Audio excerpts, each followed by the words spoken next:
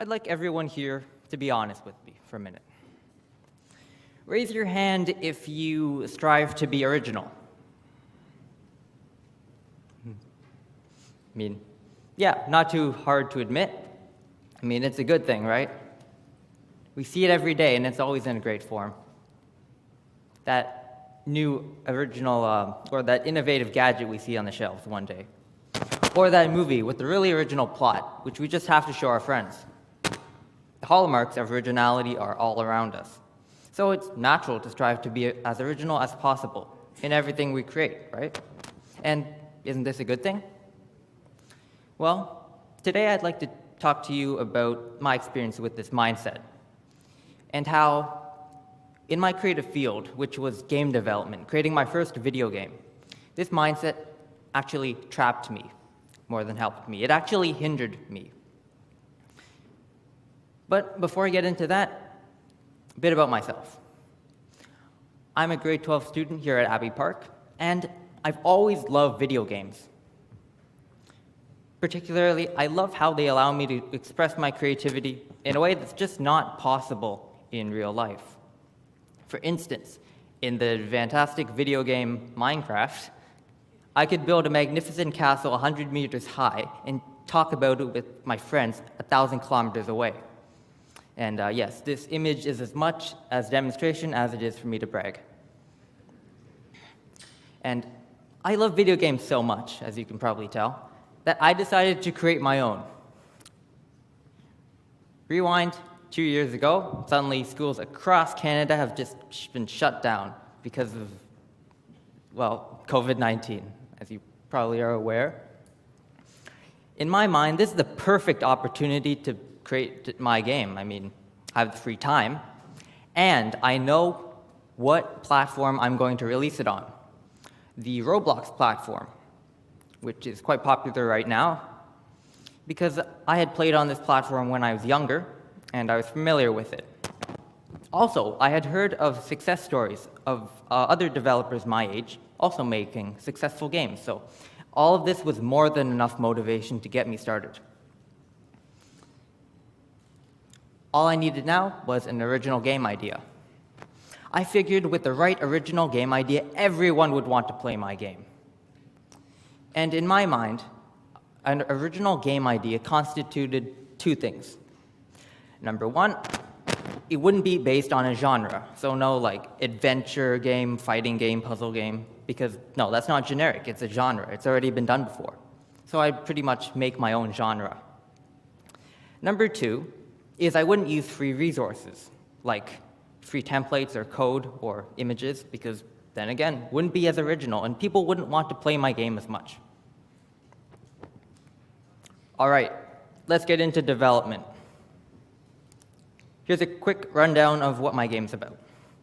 A player starts off on an island in the middle of the ocean, and they have these things called harvesters.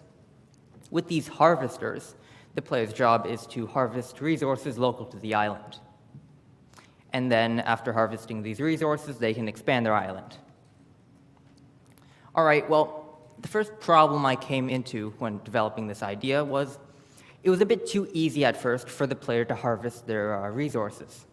So I thought, maybe I should add an element of challenge to it. Maybe I make it so the player's harvesters need to be refueled from time to time.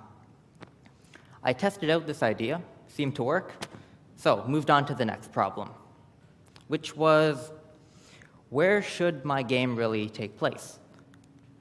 I said before it would take place on an island in the middle of the ocean, but why not make it take place in underground caves? Or better yet, floating islands. Why do they have to be in water? After experimenting with a few of these ideas, I eventually decided to go with the floating island idea. All right, well, after making these changes, adding these features, how's my game looking now? Is it fun yet? Fun to play? No. Something still seems to be missing. So I figured maybe I haven't added the right feature yet. Maybe if I add another element of challenge to my game, I make it so the player's harvesters occasionally break down and need to be repaired. Maybe that'll make my game a bit more fun. So I added this concept, played around with it, but after testing my game, it still felt like it was missing something. So naturally, what did I do? Kept adding more concepts, more features. But with the addition of each feature, my game never got more cohesive. It never felt more fun to play. And eventually, after a long time in this cycle of adding but not getting a return on my value, on my time, I decided to drop my game altogether after my grade 12 year. And it would not be a month into my grade 12 year that I decided to pick up my game again. Upon doing so, I identified the two things that I thought most contributed to me losing motivation and dropping development of my game, so I wouldn't run into this problem again. And I found two key issues. Number one is I didn't choose a genre. Other games on the Roblox platform are easily identifiable precisely because they have a genre. For instance, I'm sure you can clearly pinpoint the horror game from the drawing game based on the icon and the title.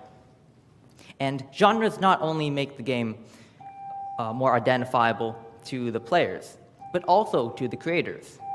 And this was my problem. I didn't choose a genre. I didn't know what type of game I was making, therefore, because genres provide this sense of knowing in what direction you're taking your game. And therefore, I didn't know how much further I was in my game. I didn't know how much more needed to be added. And this was absolutely terrible for my motivation to continue. Second problem, I didn't use the free resources available to me. On the Roblox platform, you have an incredible library of thousands upon thousands of free images and so free models and code that you can put into your game, like these island templates that I could have used instead of making my own island. However, I decided not to use them because I thought it would make my game less original.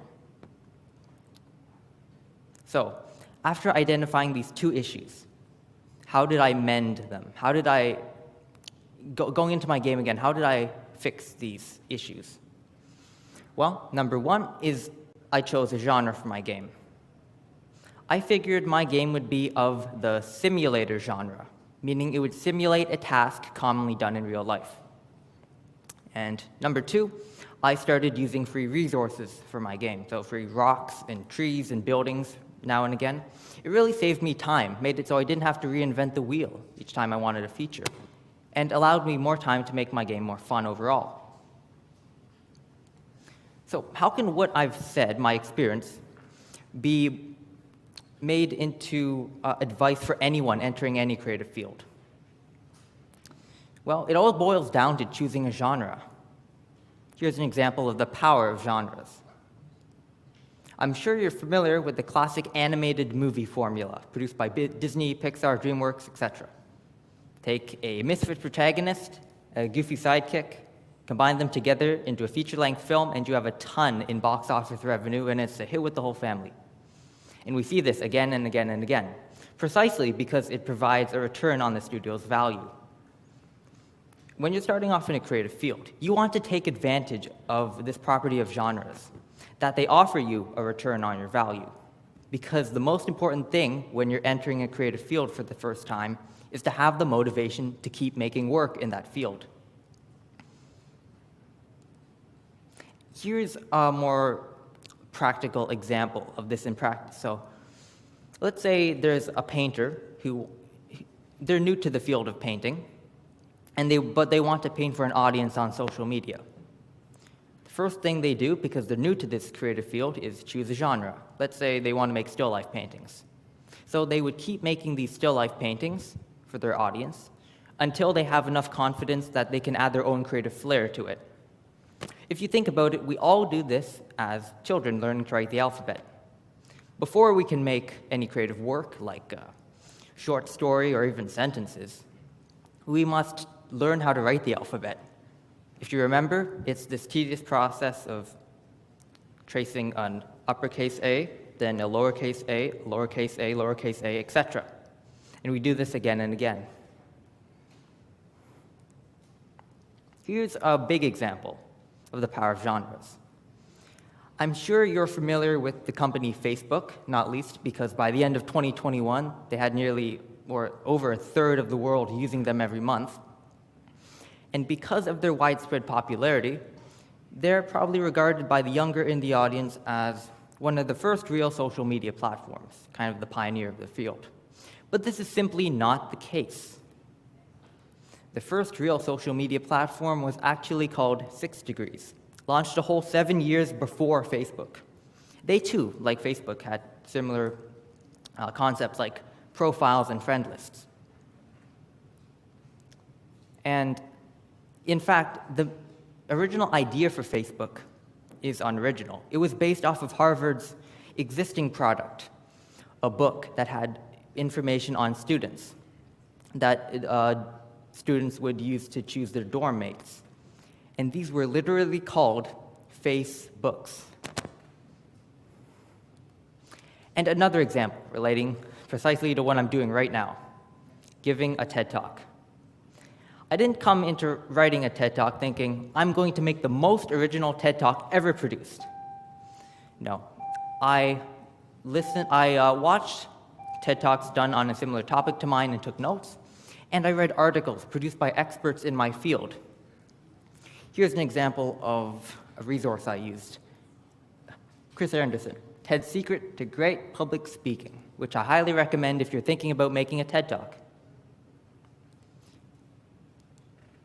So, what do I want you to take home with you today, if anything? Well, it would be this. Relinquish the shame of copying in order to learn. It's one of the most natural things we do as human beings. Getting back to my example that I gave earlier, we all do it as children learning to write the alphabet. We write an uppercase A, a lowercase a, and so on. And this is the step we all must go through when entering any creative field, whether it be painting or photography or 3D modeling, before we create any original work. So the next time you see that innovative gadget on the shelf, or see that movie with the really original plot you just have to show your friends, remember this. The creators of all of these works could only create them by going through the same process that we all go through as children learning to write the alphabet, by tracing the outline of past accomplishments. Thank you.